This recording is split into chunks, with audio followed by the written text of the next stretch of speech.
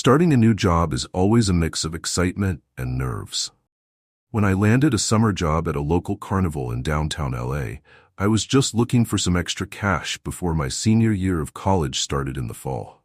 The carnival was a typical setup with rides, games, and food stands, but its main attraction was the fun house, which doubled as a haunted house after dark.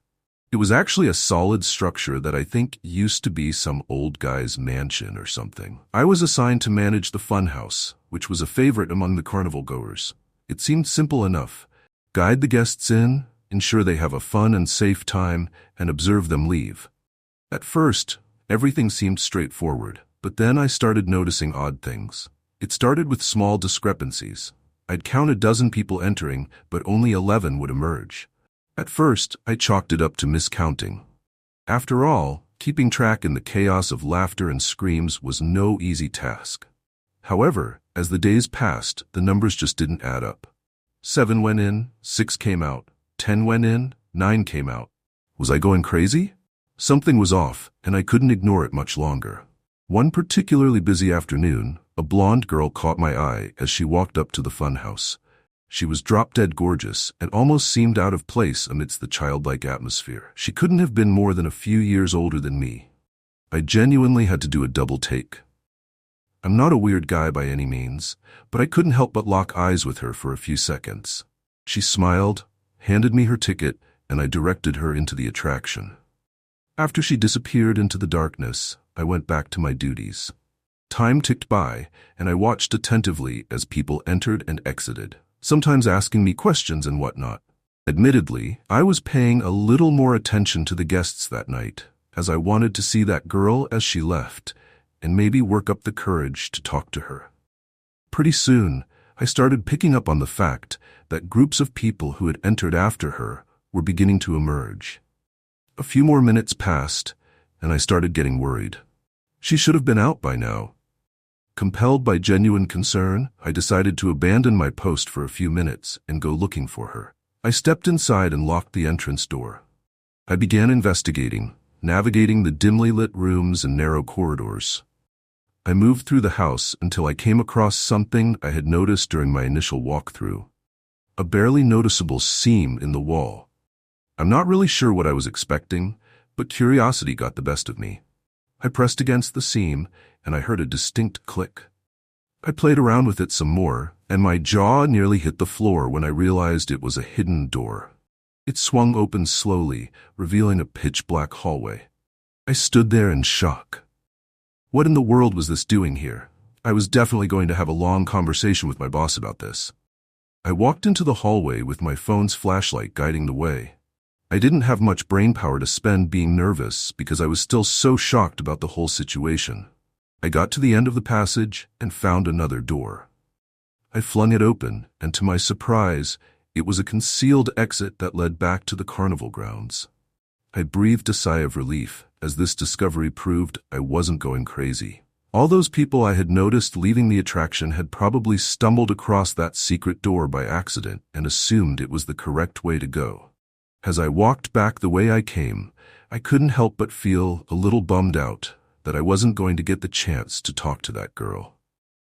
I'm not sure what came over me, but I decided to keep exploring the funhouse instead of returning to my post. I think a part of me just wanted a few extra minutes of this impromptu break I was taking. I walked through a couple more rooms, and that's when I noticed it. On one of the walls was another faint seam, identical to the first one I had seen. I again played with it until it clicked and swung open. I could immediately tell this one was very different. The putrid smell was the first thing I noticed. More concerning, though, was the fact that there was no corridor in this one, but a ladder that led downwards. I was more confused than anything. This door was on the ground floor, and I was told specifically that this place didn't have a basement. I debated climbing down, but I just felt awful about the prospect that the girl might be down there. So, against my instincts, I began the descent. The smell only got worse as I climbed down into the darkness. I was expecting to find a basement, but what I found instead was far, far worse. I got to the bottom and pulled out my phone's flashlight. I was frozen in shock. I was literally standing in a tunnel that extended into the darkness. There was literally no way that this was part of the house above. The rational part of my brain screamed, "Turn back, forget about it," but the mystery was too compelling. I ventured further, being careful not to make any noise. The walls were damp, and the tunnel was completely silent. As I explored, my flashlight beam fell on something unexpected, a white glittery purse sitting in the middle of the corridor. I picked it up, turning it over in my hands. It looked familiar, and then it hit me. It was that girl's purse. I was sure of it. I started to panic. Was she really down here? I doubted there was any way a rational person could find this tunnel and not turn around, but the proof was literally in my hands. My mind started racing. Was she hurt? Lost? And then a more terrifying thought hit me. Was she alone? I didn't feel safe anymore, but I was in too deep, violating every survival instinct I had. I yelled out into the tunnel for that girl. I waited. Nothing. I was just about to shout again when I heard the sound of rapid footsteps echoing through the tunnels. My first instinct was to run. I had every reason to believe whoever was running toward me was hostile. I turned around and bolted back to the ladder. I got halfway up and slipped, falling back to the bottom. The footsteps were basically right on top of me now. I knew I was done for. I braced myself for a fight, and then a voice rang out. A girl's voice, her voice. She gasped, "Help me," clutching her side as if in pain. I yelled at her to climb up, but she insisted that I follow her back into the darkness. For some reason, I told her there was no chance I was doing that, and basically forced her up the ladder. We got to the top, and I slammed the door shut. I asked her how in the world she ended up down there, and she couldn't really give me a straight answer. She kept saying she didn't really remember how it happened, just that she suddenly realized she was underground. She said she started hearing things moving in the dark, and that there were voices calling to her. I didn't know how to process this. I asked her if someone had guided her down there, and she said she didn't remember. The weirdest thing about her story was that she was looking at me with this blank stare that genuinely freaked me out. I basically interrogated her about why she told me to stay down there, but she didn't answer. I had had enough. I wanted to get as far away from this person as possible. I called the police, but she opted to leave the funhouse before they got there. I never saw her again. The police investigated, and what they found was actually insane. Apparently, this house had been some sort of safe house during Prohibition in the 1920s. As such, it had a bunch of secret passageways that led to a section of the underground Prohibition tunnels that hadn't been discovered.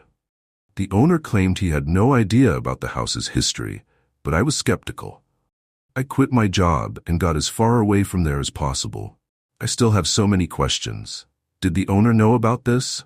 Was that girl almost kidnapped? Had someone knocked her out and took her down there or something? Was she part of the whole thing? I feel like there are a number of explanations for what happened to me, but all of them are equally terrifying. Ever since I was a kid, I loved carnivals, the lights, the games, the unpredictable joy of it all. I know lots of people find them weird and childish, but not me.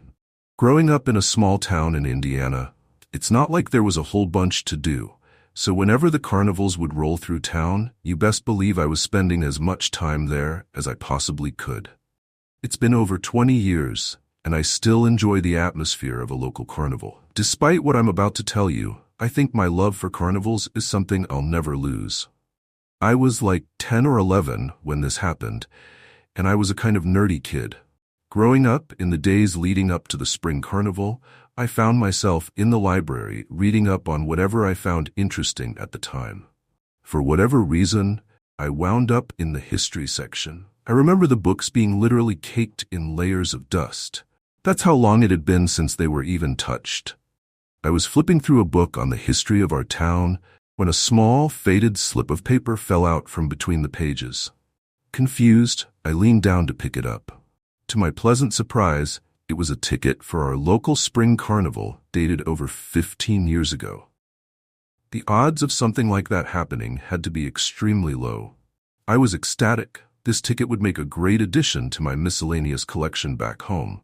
What was even cooler, though, was the fact that the date on the ticket was just 2 days away when the carnival would certainly be in town.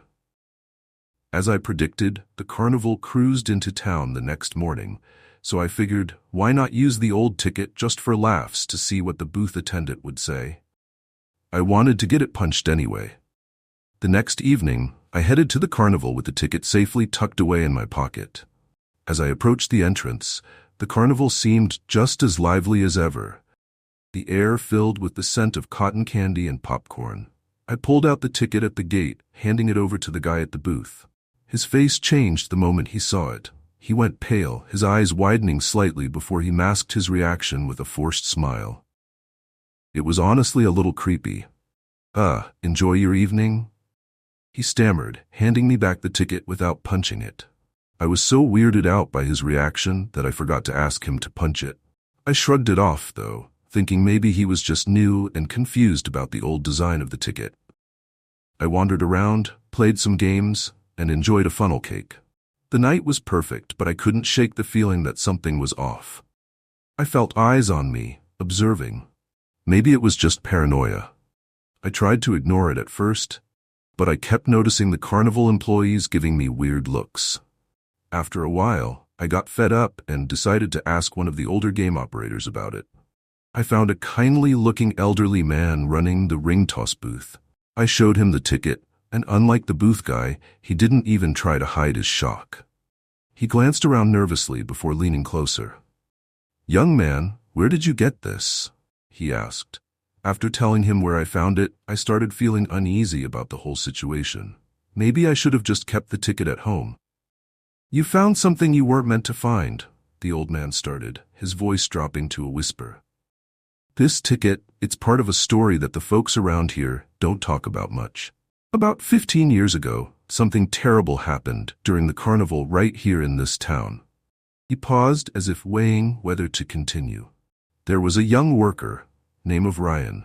Nice kid, everybody liked him. He was responsible for one of the rides. I can't remember which.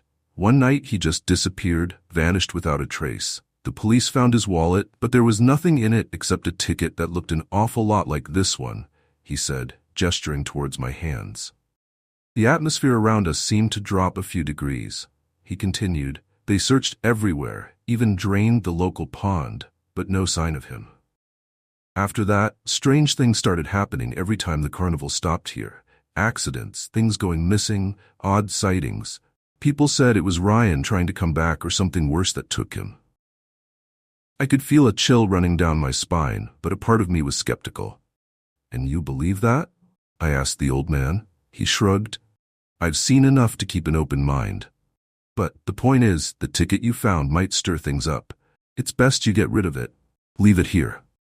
He then motioned for me to give it to him, but I was reluctant. I looked down at it, reading it over again as if there was some kind of secret I was missing. How could a ticket be the cause of all that? I questioned, still not fully buying it. The look in his eye got darker. His tone switched almost as if he were angry. He told me to give it here almost in a growl. I considered it but concluded that some stupid story wasn't worth giving up such a cool souvenir. I told him no, and he actually sprung up with a quickness that startled me. He reached for the ticket, his fingers grazing my hand. I jerked back instinctively, clutching the ticket tighter. The old man's expression morphed into something desperate, almost predatory. "You don't understand," he hissed, his eyes darting around as if expecting something or someone to emerge from the shadows. I backed away towards the tent's exit, my heart pounding. "I think I should go," I stammered, turning to lose myself in the crowd behind me. I could hear his calls, a mix of pleading and warning. I didn't care what he was saying, though. I let the bustling crowd around me drown his voice out. My mind was racing, not even about the ticket, but more so his aggressive reaction. The joy of the carnival had been spoiled. I left earlier than planned, the ticket burning a hole in my pocket. Over the next few days, my luck seemed to turn sharply. I missed catching the school bus, scraped my knee pretty bad in a bike accident, and worst of all, my best friend accused me of stealing his favorite baseball card, something I would never do. Things got worse than that, though. I remember coming home one night to my mother in tears after losing her job. My brother broke his leg skateboarding the next week, and our beloved family pet Bean also passed away a few days after that. It was like a dark cloud had settled over me since that night at the carnival. I couldn't help but remember the old man's warning about the ticket stirring things up. It seemed ridiculous, but then again, so was the string of bad luck that followed me. My dad laughed when I told him about my theory. He told me that there was no such thing as ghosts and that I shouldn't be so superstitious. One rainy afternoon after school, after a particularly tough day where I had forgotten my lunch and had to go hungry, I pulled the ticket out. I stared at it. This small piece of paper that had brought nothing but trouble. Feeling a mix of anger and fear, I decided I had had enough. I grabbed my raincoat and boots and trudged out to the creek that ran behind our house. My heart felt like it was pounding out of my chest as the rain soaked through my hair. Standing at the creek's edge, I took one last look at the ticket before tearing it into tiny pieces and watching them get swept up by the current. It's just a piece of paper, I thought. Things started to look up after that. My friend found his baseball card and apologized to me, and we became friends again. I didn't miss the bus a single time that school year. My mom got a better job in the next couple of days. Whether it was all a coincidence or that ticket really was cursed, I couldn't say. But one thing was for sure. I learned to be more careful about what I picked up and brought home. I don't believe in the supernatural, even after all this stuff happened to me. My parents like telling me that I imagined everything because I was so young. It's still hard to fully explain it, but I've long since accepted it as one of those weird coincidences that you just can't. I hate carnivals. I think they're disgusting and filled with children. I hate the food, the games, and the smell of it all. My hatred of carnivals is probably biased, though, and mostly based on what I'm about to tell you. A few years ago, I was dragged to our local carnival by my younger sister. I obviously wasn't going to be rude and not go, but I wasn't looking forward to it. After a while, my sister got bored and wanted to leave, so I called my mom to pick us up. I actually opted not to go with them, as I was in the midst of a fight with my dad and didn't want to go back home until he was asleep. I told my mom I'd walk home later, so she picked up my sister and left. The carnival was honestly a little pathetic. There were far fewer people there that night than I remember there being in previous years, and everyone looked miserable. I figured I might as well walk around a little to try and get my money's worth. After all, I had paid for a ticket out of my own pocket. I decided to step into the funhouse, as I figured that would at least be a little cool. I was expecting there to be a ton of people in there, but it was completely empty. There was literally not a single other person in there, as far as I could tell. I had never been inside a funhouse alone before. People don't realize how important the laughter and talking are to the atmosphere. Without it, you're basically just standing there in silence, surrounded by a bunch of weird mirrors. It was honestly a little creepy. I shrugged my shoulders and figured I might as well walk through it. Admittedly, I did get a pretty good laugh out of the distorted mirrors. I think I was halfway through when I noticed something odd in one of the reflections to my left. There was a head that seemed to be peering at me. I only saw it for a split second, but it was a bald guy with really sunken eyes. I whipped around, but didn't see anyone. To be completely honest, I had no idea where he had even been standing. Since there were mirrors all over the place, he could have literally been anywhere. I thought it was especially creepy since I didn't hear the funhouse entrance open. He either snuck in behind me or he had already been inside. I kept walking, going a little more quickly now, and then I saw him again out of the corner of my eye.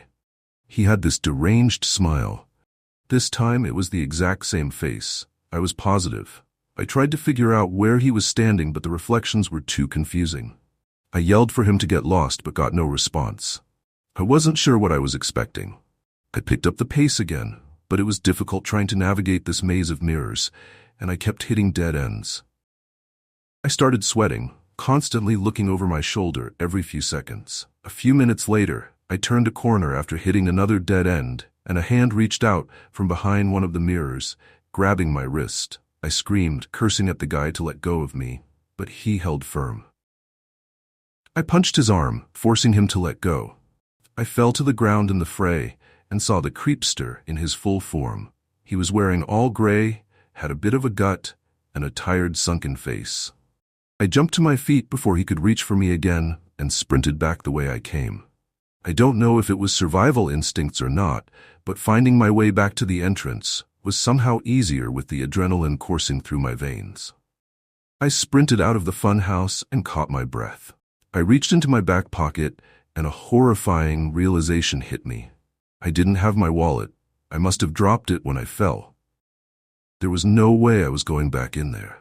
After running to the nearest staff person, I told them everything that happened.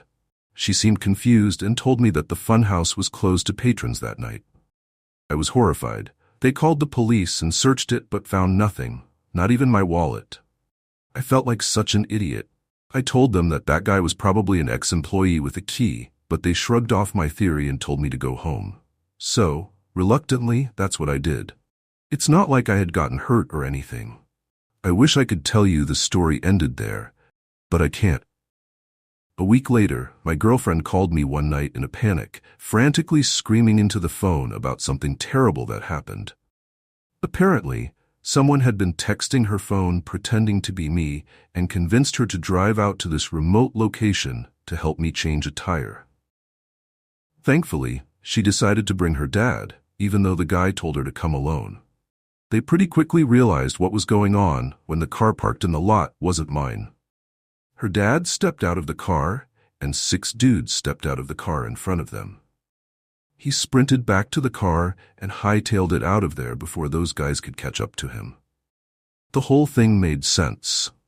I did have my girlfriend's number written down on a slip of paper in my wallet, which explains how he got her number.